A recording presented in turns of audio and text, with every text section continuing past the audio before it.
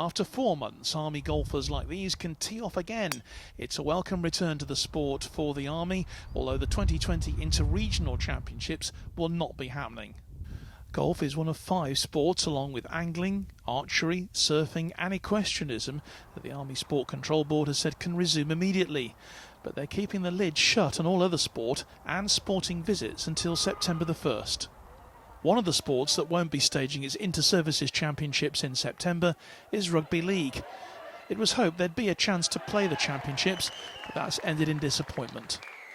You know, the single services they need to start planning and getting the players playing again as well. And at this moment in time, you know, there hasn't been a relaxation from any of the sports boards or the force protection measures from the Ministry of Defence to allow us to do that. So we needed to give them the single service. And the decision was made collectively by all three and UCAF. As disappointing as what it is, it's probably the right decision, we feel. And rugby league, you know, Johnny, it's a tough sport, and they need to be conditioned to be taking those whacks and those big hits. To do our inter-service justice, you know as well as I, it's fiercely competitive, and the players need to be match fit and conditioned to be able to play at that level. Next year is a big one for the sport, with the UK hosting the World Cup.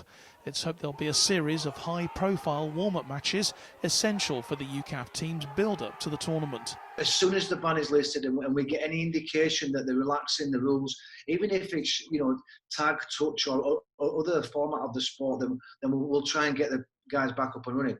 You know, let's not forget, we've got a World Cup next year to play for. So the head coach, Danny Johnson, this was his final year in preparation before going to that World Cup year, and it's all been taken away from him. I'm conscious that, you know, the other countries are the same, but, you know, we're parochially, we want to win a World Cup on home soil, and we need to get the players playing. So our view is, as soon as we can get back to contact sport, full 13 aside, then we start planning games.